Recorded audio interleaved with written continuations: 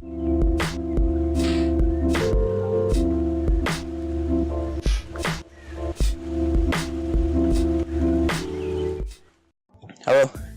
Hello. So, let's just introduce ourselves. Okay, hello, I'm Cameron Mckee. And I'm Cubophilic. So, this is a collab between me and Cameron Mckee. In this video, we are going to talk about what you should take from your PB, and that how you should not get too worried about not achieving milestones and just keep motivation to cubing. So, you got anything to say about that, Cameron?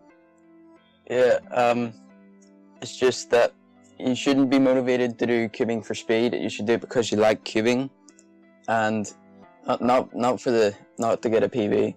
You should be doing it because you like to solve the Rubik's Cube, and that you should be in it for the speed. Okay. Sorry. I think that speed isn't everything, and you should remember that you're in it not for the speed only. Yes, speed is a big part of it, but there is a lot more to cubing, like the awesome community, the people you get to meet when you go to competitions, etc. That's the point of it. Yes, if you are fast, then you are fast, and there's nothing wrong about it, but don't get too much worried about it. That's what I'd like to say.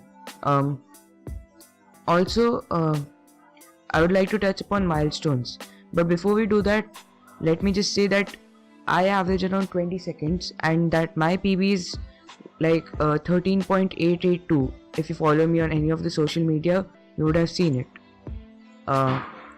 And Cameron, what's your PB? My PB is like 23 seconds. And what's your average? I average around about 29 seconds, roughly. So, as you can see, our PBs are much lower than our current averages, and there has been a long time since we've gotten our PB. At least for me, but for Cameron, I think it was just a few days ago. As you were telling me, was it a few days ago?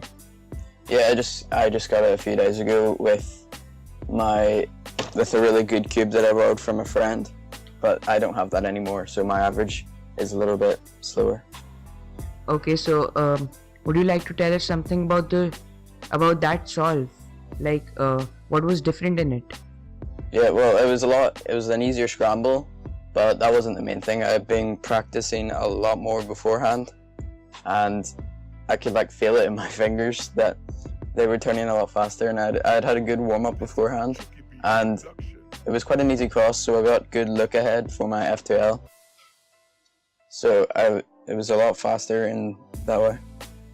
Yeah, I would like to add to the same things. Like when I got my 13.882, it was after I had done about 50 to 60 solves. I was just trying to break in the hour-long GT, and then that gem of a solve happened, and well, I was blown away. I instantly posted it on all social media, as you can expect. What I wanted to also say is that in that solve, what was different was the look ahead. As many of you have already been told many times by various people, look ahead is one of the key things to getting a good solve and having a better average. I will be doing a video about it later. However, I wanted to say some things that look ahead not only improves you as a cuber, it sharpens your mind too. So your reflexes become strong, and that's one of the great things about cubing. So as you can see, it's all coming back to one thing. It's not all about the speed. You agree, Cameron? Yeah, definitely not all about the speed. It's it really is a great community for cubing. You can meet really good, some really good people through cubing.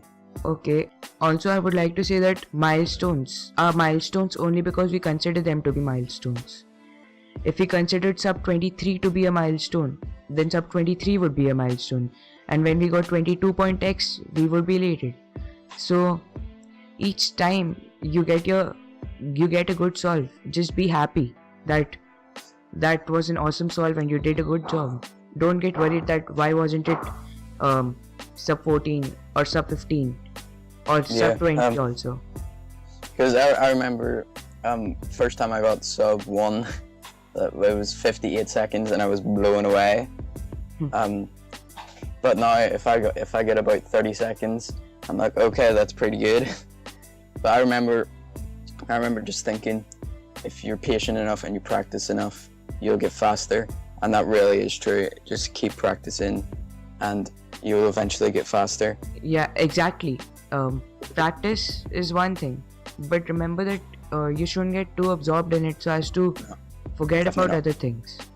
That you just focus on one aspect of cubing. Cubing is a lot more than just the speed, and I don't know how many times I've said that in this video. Yeah. Okay, so I don't think there's too much to say about it.